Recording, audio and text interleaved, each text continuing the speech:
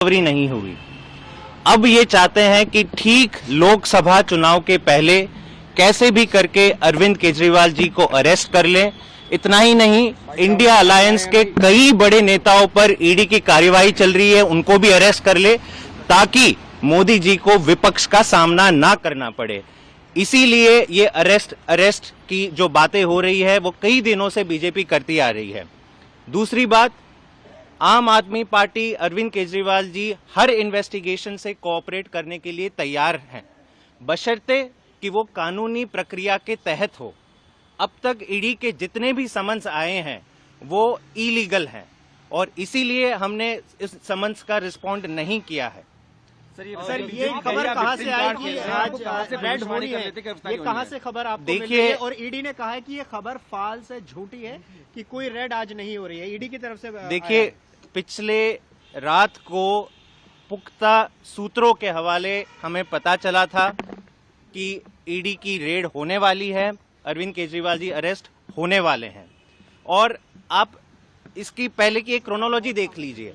जब मनीष सिसोदिया जी अरेस्ट हुए थे तो सबसे पहले बीजेपी वाले उन्होंने कहना शुरू कर दिया था कि अरेस्ट होने वाले। ईडी ने खारिज किया था। क्या हुआ? मनीष सिसोदिया जी अरेस्ट हुए। जब संजय जी अरेस्ट होने वाले थे तो सबसे पहले बीजेपी के नेतागण बोलना शुरू कर दिए थे कि 24 घंटे में इनकी अरेस्ट होना तैयारी आप कर लीजिए।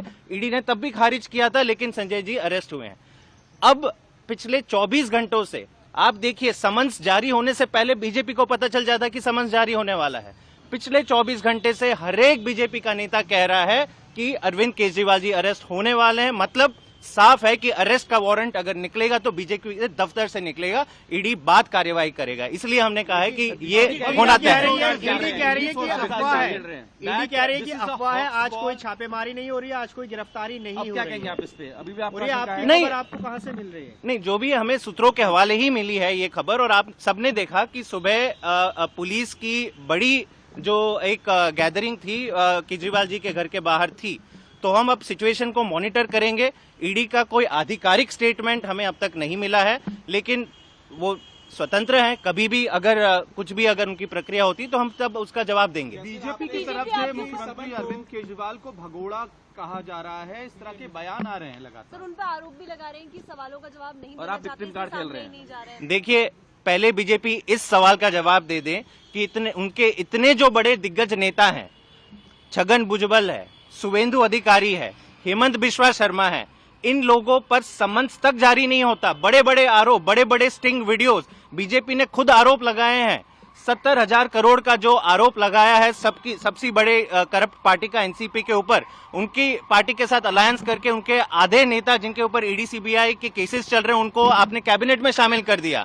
तो भाग कौन रहा इन्वेस्टिगेशन से और कौन इन्वेस्टिगेशन का सामना करने के लिए तैयार है, वो मेरे ख्याल से देश बखूबी जानता है। आज बीजेपी से ज्यादा बेशर्म और जिसकी क्रेडिबिलिटी जीरो है करप्शन पे बात करने वाली, ऐसी कोई पार्टी नहीं है। और मैं कहूंगा कि ईडी की भी क्रेडिबिलिटी पे आज बड़े सवाल उठ रहे हैं, क्योंकि देश जान चुका है कि केवल और केवल विपक्षी नेताओं के ऊपर क्यों ईडी के सारे छापे होते हैं, अरेस्ट होते हैं, समन्स होते हैं। और इस वाला जो कथित शराब घोटाला है उसकी तो आप ये बात सब जानते हैं कि 2 साल से इन्वेस्टिगेशन चल रही है। मेरे ख्याल से देश का इतिहास में ये पहला केस होगा कि 1 रुपए तक की आपकी रिकवरी नहीं हुई है, एक पुख्ता सबूत नहीं मिला है, फिर भी आप सारे जो नेता हो है और पूरी आम आदमी पार्टी को जेल में डाल रहे हो। मतलब साफ है, आपको आम आदमी पार्टी को खत्म करना है और ठीक लोकसभा चुनाव से पहले अरविंद केजरीवाल जी को अरेस्ट करना है।